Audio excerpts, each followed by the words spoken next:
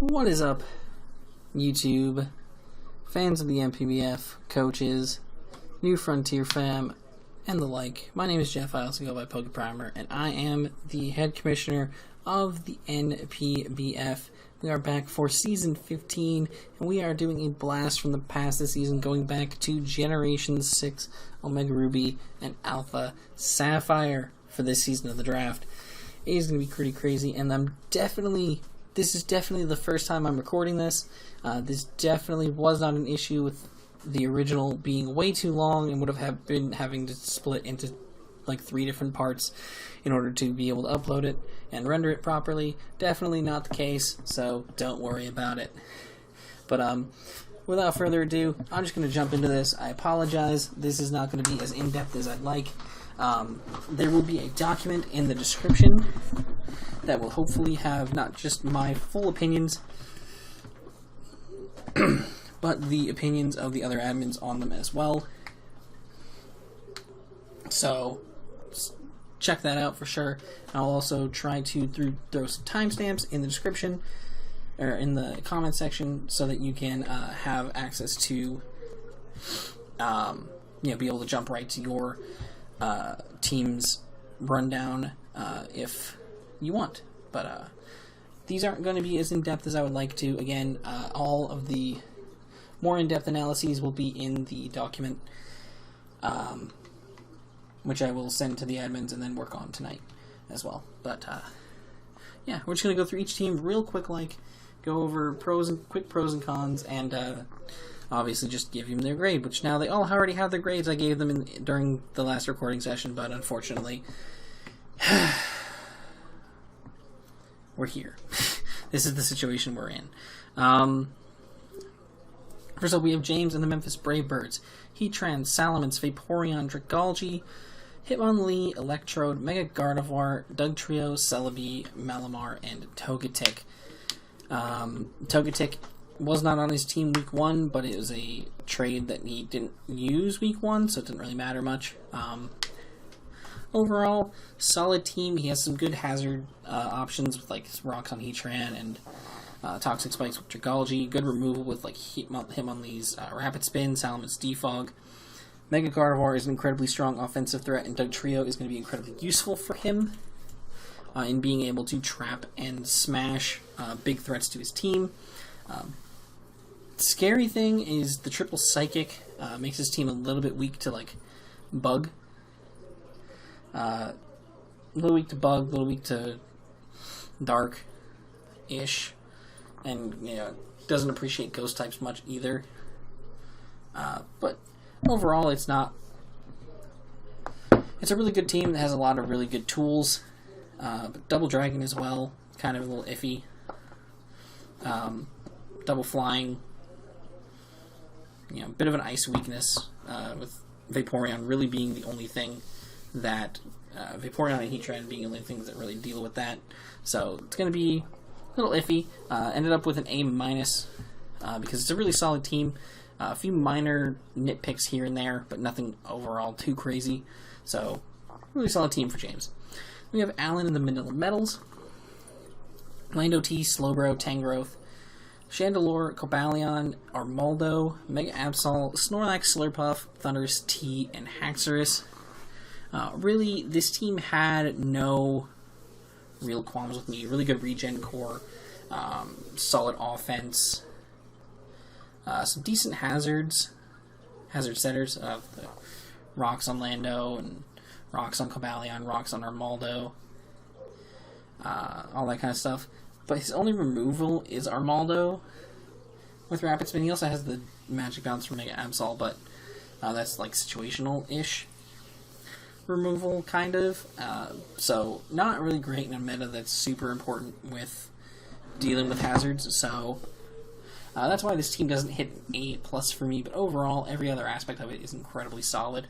So that's why this team scoops a easy A grade. Next up is my team: Hoopa Unbound, Volcarona, Blastoise, Donphan, Skuntank, Mawile, Mega Sceptile, Thundurus Incarnate, Frostlass, Machamp, and Porygon Z. Personally, as I am obviously biased, I will not be ranking my own team. That will be on the document, ranked by the other admins. So, do with that what you will. But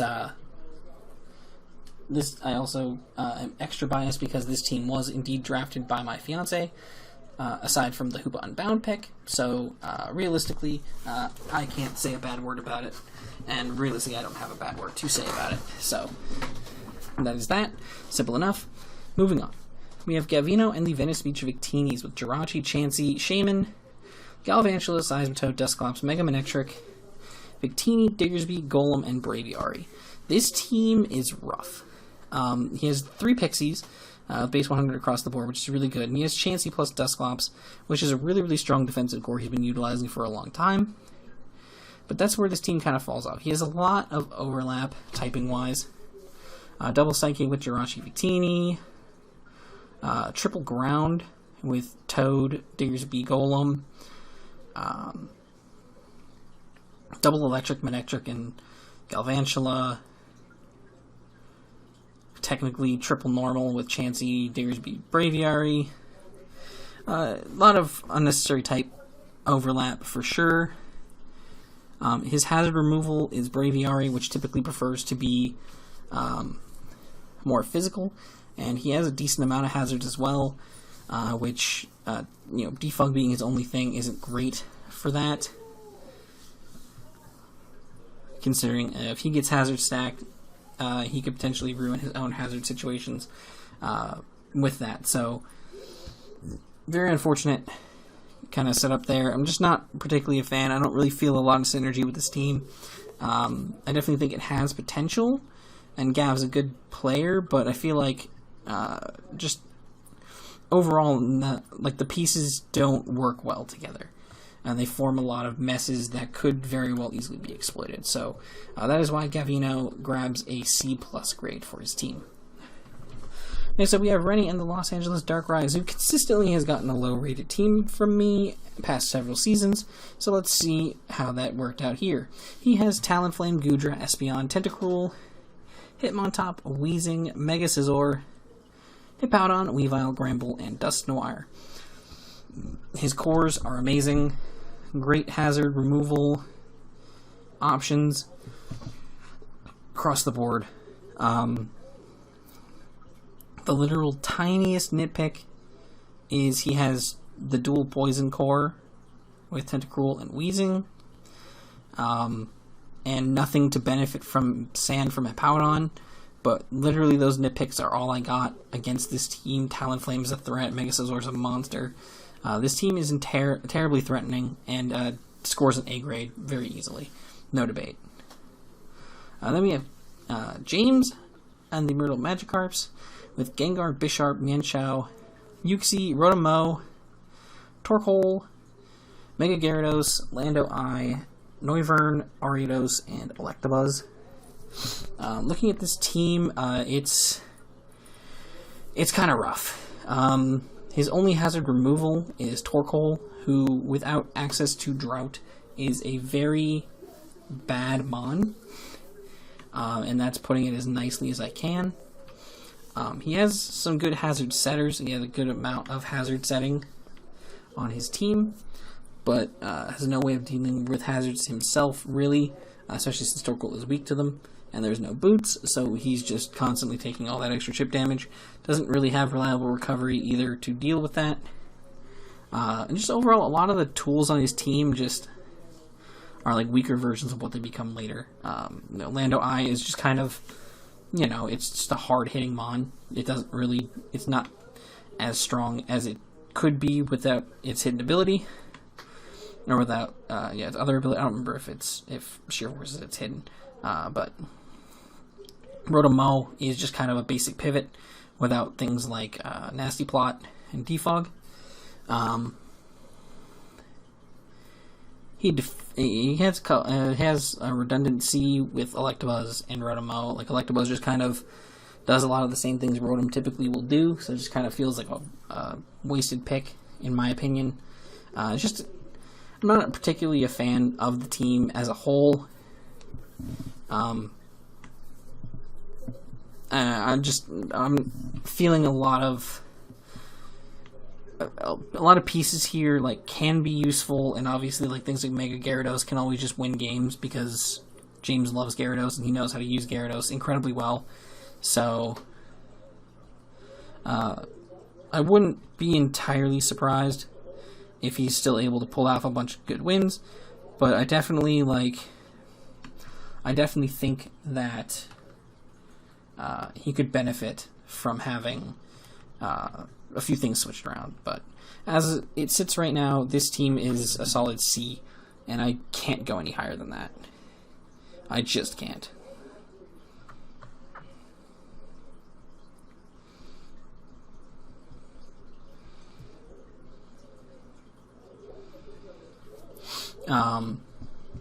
Moving onward, we have Liam in the Auckland Ambipoms, who went undefeated in the regular season last season, and he's grabbed some familiar mons here with Latios, Melodic, Jolteon, Darmanitan, Diancie, Piloswine, Mega Venusaur, Terrakion, Ambipom, Bronzong, and Honchkrow. He has the perfect Firewater Grass core, in my opinion. Absolutely perfect. Fairy Dragon Steel, its only flaw is that two members are sharing the Psychic typing. They do play more of a defensive/offensive role opposingly, but even still, it's a little bit of an thing for me. But overall, I think this team is really, really solid. Minor nitpick aside, it's a really good team. It's just a really good team. I don't really have too much fault with it. That minor nitpick, actually, I think I'm going to increase this team to... Why did I leave this as a and not a plus? I'm going to boost this to an A+. I feel like this is definitely deserving of A+. It's a really good team. Plain and simple. I don't really have any flaws with it. I don't really have any qualms. Yeah. Moving on, we have Steven and the Sligos Anacondas, Kieran Black, Gliscor, Metagross, Gardevoir, Drapion, Audino, Megazard Y, Mew, Gourgeist, Suicune, and Manectric. Solid cores across the team. Gliscor is incredibly annoying to deal with, and he has ways to protect that 4x ice weakness for sure. The biggest qualm I had with this team is the triple Psychic types. Makes his team very Ghost weak. Obviously, he does have the immunity in Audino and the resist in Drapion, but you can pretty much Ghost spam against him a lot. If you have a strong enough mon, you can fire off like a hidden power that can deal with Drapion, or if you're just firing off like non-stab Ghost and you just happen to have a stab typing that can deal with Drapion well, you can pretty much beat it down and get past it, as well as with Audino as well. And Dark is also pretty strong against him. Again, he has 3 weaknesses to Dark. Gardevoir doesn't resist it, so it's not really appreciative of it. And Drapion is his only real Dark resist on the team, which, again, Drapion gets chipped down very quickly, which is not great for having that be your only resist to a typing. That's very spammable with like knockoff and stuff. And like pursuit trapping and whatnot in this game. So that's what brought this team down to an A- for me. It felt like that was a very big glaring weakness to 2 very, very spammable types in the metagame. Other than that, it's incredibly solid. Next up, we have the next crop of people. We will get them all on screen. We have Jason and the Niflheim 9 Tailors, Latios, Ferrothorn, Slowking, Nidoking, Ditto, Raichu, Megalopunny, Entei, Togekiss, Crawdaunt, and Cryogonal. The double Water type and double Psychic type situations not hurting him too badly because of the simple fact that the double up, both sides of the double do different things. Slowking obviously plays the defensive role, and both of his duplicates have more offensive roles, so it works out pretty fine in his favor.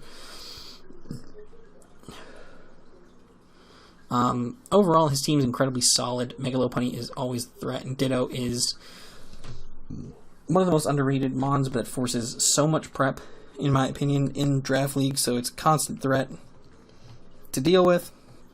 He has really solid cores on this team, really good hazards, hazard usage. It's something that has a lot of potential to be a really threatening team. That's why it definitely sits at a solid A rating. Next up, we have Anthony and the Windy City Bolt Strikers with Clefable, Breloom, Tornadus Incarnate, Nidoqueen, Gligar, Lanoon, Megazard X, Starmie, Magnezone, Rhyperior, and Haunter. Looking at this team, again, really solid cores on both sides. Really good stuff. Clefable is incredibly annoying, as is Megazard X just to prep for. Lanoon with the potential Belly Drum strats are very stressful. Gligar he doesn't have technically yet, but he is getting it immediately, and he made the trade technically before Week 1 started, but it didn't become active until Week 2 because of the timing of it and how many trades he used in the preseason situation. So it's kind of getting counted here. He does have a bit of a rough-looking ice weakness across a large portion of the team, which is only mitigated by Starmie, which isn't the bulkiest mon, and Magnezone, so it's a little rough. He has 5 mons weak to ice, and only 2 resists, so it's a little sketchy. Really good Bolt Beam mon can really break his team down to the point where only Magnezone is his only mon being able to deal with that, and that's not great. So that's why this team actually kind of falls to an A-. I didn't realize how big of the weakness was until now, and that's really, really tough. So definitely takes a little bit of patching. Obviously, not all 5 of them are going to come in the same week, but like there's a lot of situations where at least 3 or 4 of them should be able to show up at once, and he doesn't have enough to really cover and protect them, in my opinion. So A- for Anthony. Not too bad. Really good team still. But that big, huge glaring weakness is something that I'm sure people will find ways to exploit in the future.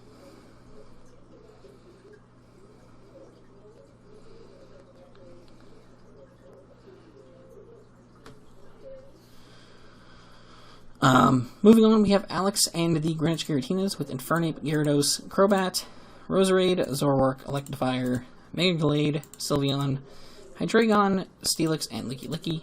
He had Infernape when he won his championship here, so seeing him have it again is very terrifying. And overall, there's a lot of really great tools here. It's just synergy-wise, there's a lot of overlap here that I feel can be definitely exploited. Double fighting and double poison. Granted, with 2 dark types and a steel type, he can mitigate the psychic problem, but like then you also look into the double dark problem, double flying problem with Gyarados Crobat.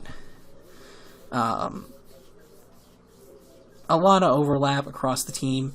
It's consistent. It causes a lot of potential issues to where I feel like a lot of opponents, because we've had an incredible skill increase over the past several seasons.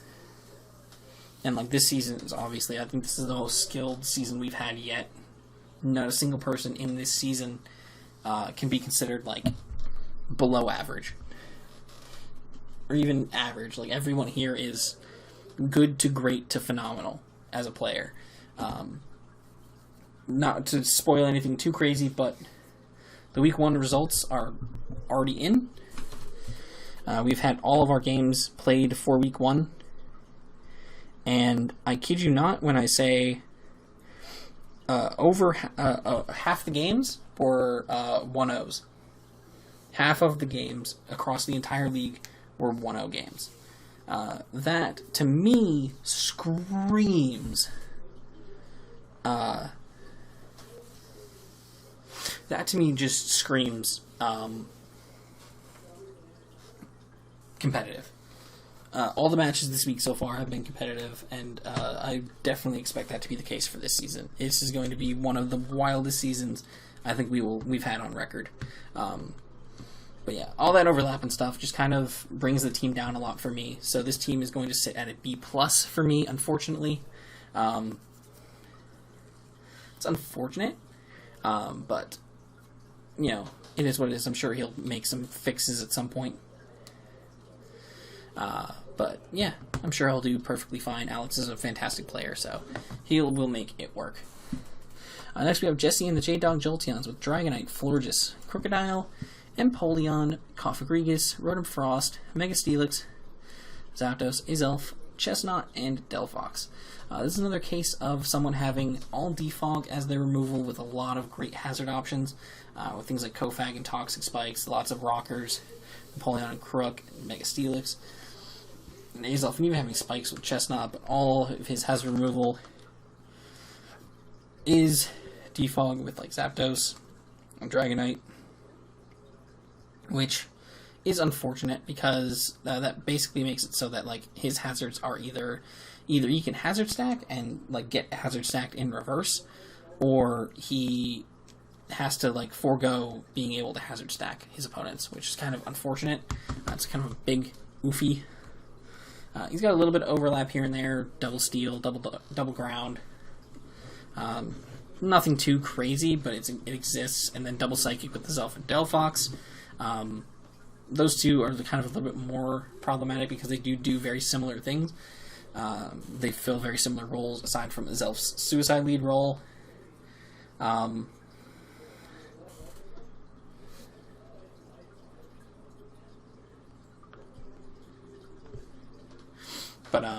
other than that, really solid team for the most part. That's why it claims an A- ranking. And so we move on to Eric in the East Coast Aegislashes with Scizor, Rotom Wash, Amoonguss, Kyurem, Meloetta, Magmortar, Mega Diancie, Mamoswine, Staraptor, Hitmonchan, and Spiritomb. No real type overlap on this team, which is really cool. I mean, technically he has like normal type overlap with Staraptor and Meloetta, but they don't share any weaknesses, which is nice. As well as the overlap of the fighting typing on Pirouette Meloetta versus Hitmonchan, but Pirouette Meloetta is situational. Overall, it's a really solid team. Good mix of hazard setters and removers. Solid cores, nothing too crazy here. He does have the double ice with Kyurem and Mamoswine, which does invite more steel types, which Mega Diancie does not want to deal with. His best steel type answers being the Magmortar, Rotom Wash, and Scizor, which Scizor is a little bit easier to prep for.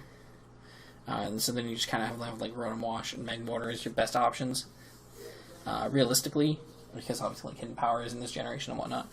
So Scizor is a little bit easier to deal with, but the other two are better answers, but even still, it does invite more steel coverage as well on the team, so I definitely see that being potentially an issue, which is just enough of a nitpick to keep it just outside of A+, but it is very much good enough for Eric to scoop an A, in my opinion. Next up, we see Chris in the Nottingham Neolegos, Garchomp, Klefki, Porygon 2, Rotom Heat, Alomomola, Smagius, Mega Alakazam, Conkeldurr, Mandibuzz, Credilli, and Yanmega. Really solid cores, great offense. This draft once again fits his kind of play strategy. Use a lot of bulkier mons like P2, Alomomola, Mandibuzz, Klefki to wear down the opposing team. Also have access to screens to allow things like Garchomp or Mismagius or Mega Alakazam or Conk to come in and break down whatever is left over. So, really solid team. Literally the only qualm I have is the double up on flying typing with Yanmega. Yanmega just kind of feels like it's there, but it's a mon that, with speed boost and also like potential tinted lens, can be an incredible threat for his team. So I definitely think that like it's there to fill that role if needed, and it will do so very well because it's Chris. Other than that, and that's not even a big enough nitpick for me personally to knock it down a peg. So this is going to be our first of 2 A+ drafts, in my opinion. I think that it doesn't get much better than that. Literally, like, the only way it could mildly improve is if Yanmega was swapped out for something even stronger, which I don't even think that there's an option left that's better. So I think he's nailed this draft perfectly. Next up, we have Excadrill, Kingdra, Whimsicott, Umbreon, Electros, Xatu, Megabanette, Keldeo, Tyranitar, Swellow, and Typhlosion. all for the Brisbane Rillaboomers, coached by Jamie. Good buddy, love Jamie to death. He's one of our favorite people in this community, and he's the one who got NPBF in and partnered with New Frontier, and I am thoroughly appreciative of that because genuinely, it has been an awesome thing to have. Our D-League thrives now because of this partnership. We literally have a constant swell of new talented players each and every season, and it's fantastic. I love it to death. So thank you again, Jamie, for helping us get involved here. It's one of the best things that has ever happened to the league, in my opinion. Really, really great stuff. But yeah, really solid team. He's got the same core with T-Tar Excadrill. Some good hazard situations here. The only qualms I think I had with this team, because everything pretty much has its role and it fills it well. Double water with Kingdra Keldeo, especially having Kingdra with no rain support for it, kind of just feels weird. I feel like if you can get another dragon somewhere, I think that'd be great. Or if you could swap the Kingdra for something that might be a little bit better, that could fill a few more roles on the team, I think that would make the team pretty much A+ worthy. But I feel like as it stands right now, it's a solid A team. He definitely utilized getting the extra points in the draft from Mega Banette really well, and he was able to build a very, very solid squad with it. So I'm very, very impressed at what he presented here. So kudos to Jamie, solid A squad. And last but not least, we have Deshawn, the Bridgeport Sandacondas, with Skarmory, Blissey, Arcanine, Cloyster, Aromatisse, Lilligant, Mega Medicham, Raikou, Zygarde, Chinchino, and Muck. I literally cannot find fault with this draft. His hazard removal, I would maybe want to have one more remover than just Cloyster and Skarm, but that's a minor nitpick. He's got great hazard setters. He's got two amazing cores in his Fire Water Grass and his Fairy Dragon Steel, both of which are incredibly strong. His team is stupid fat. Skarm Bliss is incredibly hard to break, and frankly, not something anyone's going to have an easy time breaking, I'll say that much. And he's got such a mixture of powerful setup threats, hard-hitting wall breakers, and just insane walls for opposing teams to get over. I genuinely can't find fault with this draft. I genuinely just can't. It is an A+. Deshawn, you nailed it, dude. You freaking nailed it. Well played, my dude. Definitely, you're going to be another one to beat this season. You made the finals last season, and I fully expect you to get there. If not, take home the dub this season with a team like that. That's insane. So, kudos to Deshawn, and kudos to every single coach for drafting incredibly well this season. Some drafts need a little bit more of a tweak, but for the most part, I think every team drafted well here. I'm very, very excited to see how every single one of them does this season. Weekly recaps will be happening for sure. We have already scheduled it out. Me and the other admins have scheduled out to record at some point every Tuesday night, so we can get that thing edited. So I can get that thing edited together and uploaded every single Wednesday for you guys, so you can have a close eye on how the NPBF is running throughout the course of the season, which is going to be fantastic. This is going to be one of our most competitive seasons. Half of the games from Week 1 that have already been completed, half of the games from Week 1 ended in a 1-0. If that doesn't tell you how incredibly competitive this season is going to be, I don't know what will. So it's going to be wild. It's going to be insane. And yeah, I'm really looking forward to it. So for the NPBF, my name is Jeff. I also go by PokePrimer, and I'm signing off. See you guys next time. Peace.